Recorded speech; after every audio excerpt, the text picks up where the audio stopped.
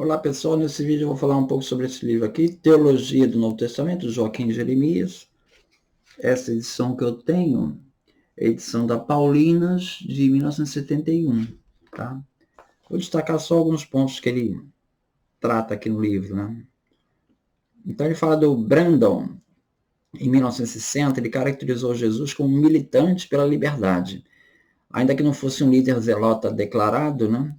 De modo que os evangelhos foram mascarados para eliminar tudo que pudesse incitar a uma revolução. Porém, alguns traços dessa ação política de Jesus teriam sido preservados, tais como uma referência a Simão Zelota, a entrada em Jerusalém como uma proclamação de uma rebelião, o episódio da purificação do templo, que diz que vai destruir o templo, vai cair em 3 dias, como aparece em Marcos 11:15, como uma tentativa de tomada do templo pela força e a preparação de um golpe de Estado, ao qual Barrabás também faria parte. E também na resposta que ele dá ao pagamento dos tributos, Jesus teria dito naquele momento que a terra santa pertencia a Deus e não a César.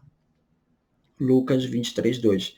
O Aslan também vai dar essa interpretação, né? E a presença de uma manifestação armada contra a prisão de Jesus, quando a gente percebe lá no Getsemane, né? Cada um compra a sua espada, né? Marcos 14:47. Bom, o Joaquim Jeremias vai descartar tudo isso, tá? Ele diz que não, Jesus nunca incitou a revolta armada. Ele descarta a ação de Jesus como líder de uma revolta, porque Jesus evita tudo que possa identificar ele com o Messias ou com um líder revoltoso, ou qualquer linguagem que pudesse remeter a uma guerra santa. Ao contrário de Qumran, Jesus recusa inflamar sentimentos anti-romanos. Por exemplo, em Lucas 13:1-5. Ele prega a não violência e a abstenção de qualquer rebelião, como Mateus 5:38 ou Lucas 6:29. Da mesma forma, a reação da igreja palestinense por ocasião da primeira rebelião de Jerusalém, segundo Eusébio de Cesareia, História Eclesiástica 3:5-3, foi fugir para Pela e não resistir. E durante a segunda revolta, os cristãos foram fanaticamente perseguidos por Bar Kokhba, segundo Eusébio, História Eclesiástica 4:8-4. Ou seja, todas essas ações práticas da igreja primitiva contrapõem a que um zelota adotaria. Então, Joaquim Jeremias é enfático, Jesus não incitou a rebelião. Tem uma passagem no exorcismo de Gerasa ou Gadara, Marcos 5, logo no início do capítulo 5, né, do Marcos, Jesus pergunta o nome dos demônios, o qual eles respondem como uma legião. Então seria uma referência à legião romana, né, que estava instalada lá na Síria e que controlava ali a região da Palestina, né? O Joaquim Jeremias diz que não. Ele sugere que essa passagem ela é decorrente de um mal entendido de linguagem, pois o termo aramaico legiona foi erroneamente entendido por legião. Tá? Essa questão do mal entendimento das palavras, Joaquim Jeremias usa também para chegar à conclusão que alguns dos milagres foram mal entendidos de linguagem. Tá?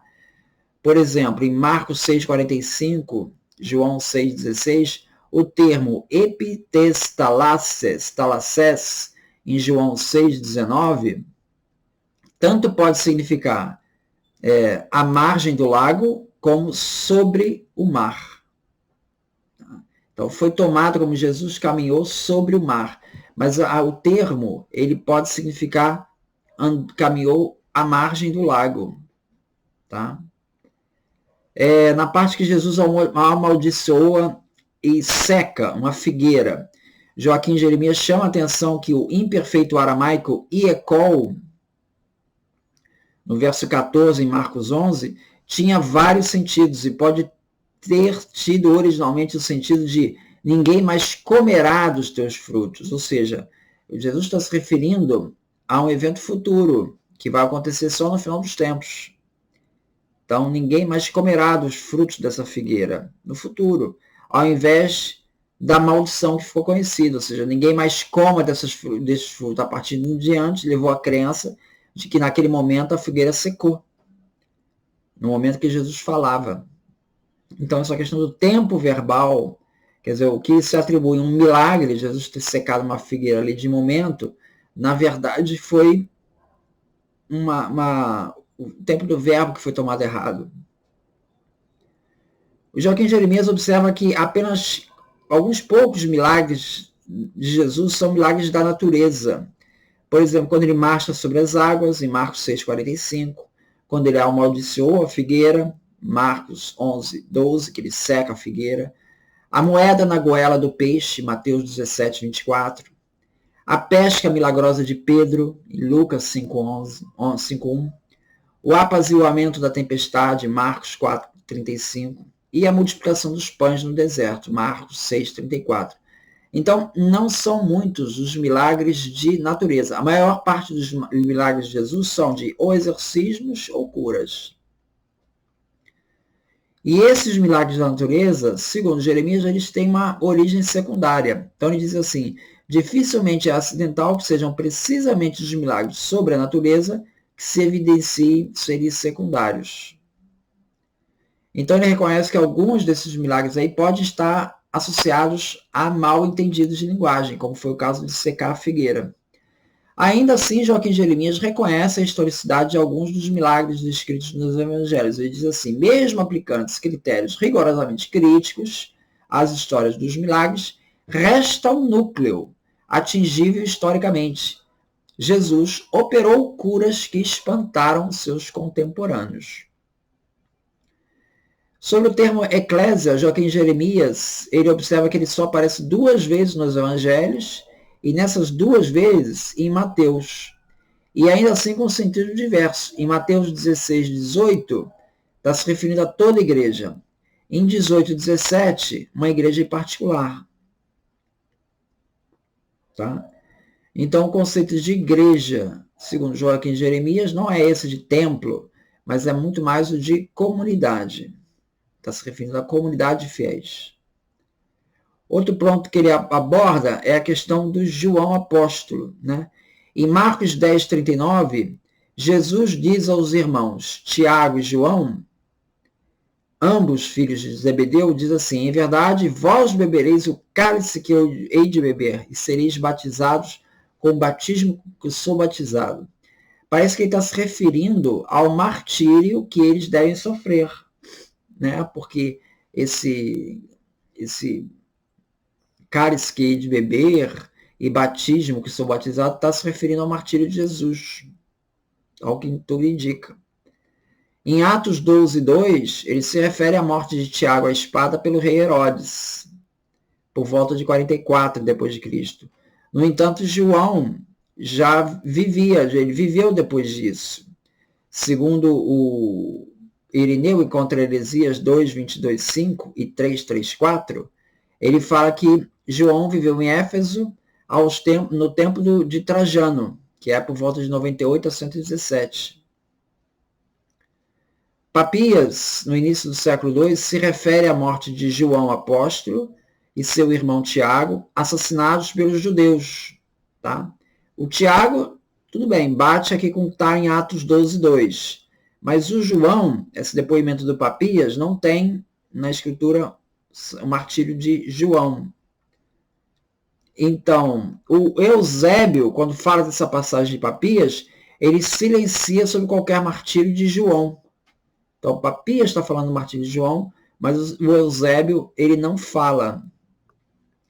Gálatas 2:9 se refere à participação de João no Concílio dos Apóstolos, realizado lá por volta do ano de 49. Outro ponto que o Joaquim Jeremias destaca é que a igreja da Ásia Menor ela exaltou muito o martírio de Policarpo, mas ele não faz qualquer referência ao martírio de João, a igreja lá da Ásia Menor. O que leva a concluir que Papias equivocou-se ao se referir ao martírio de João.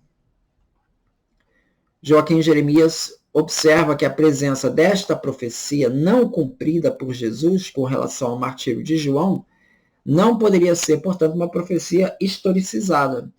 Então, existe essa perspectiva, muitos autores falam que sempre tem uma profecia, isso é profecia historicizada. Nós temos aqui uma profecia de Jesus que não se cumpriu.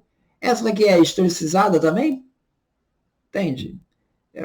Dois pesos, duas medidas, né, que esses críticos adotam. Né? Então, Joaquim Jeremias, de fato, fala isso. Essa profecia não pode ser vista como uma profecia historicizada porque ela não se cumpriu. O desconforto da igreja primitiva com essa profecia não cumprida levou ao acréscimo do capítulo 21 no Evangelho de João, em que no verso 23 ele fala que houve uma má interpretação para a igreja de que João ainda estaria vivo quando a segunda vinda de Jesus ressuscitado. Diz assim: divulgou-se, pois, entre os irmãos esse dito, que aquele discípulo não haveria de morrer. Jesus, porém, não lhe disse que não morreria, mas se eu quero que ele fique até que eu venha, que te importa a ti? Então ele está meio tentando corrigir uma profecia de Jesus, porque se criou aquela expectativa de que, primeiro lá em Marcos, dizendo que João sofreria martírio, aí João não sofreu martírio. Depois, logo em seguida, criou-se essa tradição de que João, então, ele viveria até o final dos tempos, na segunda volta de Jesus. E aqui no João 21, parece que vai corrigir isso. Olha, vocês entenderam errado. Ele não disse que ele... Entende? Então, essa profecia não cumprida trouxe um certo embaraço para a igreja. Ele, então, está lá presente. E não há nada que a gente faça pensar, não há algo que a gente faça pensar de que se trata de uma profecia historicizada, porque ela não se cumpriu. Então a gente tem que entender a perspectiva de Jesus, profeta, como alguém que de fato faz profecias. Tá? Não dá para tirar esse elemento de profecia da história de Jesus. Então, é isso. Muito obrigado.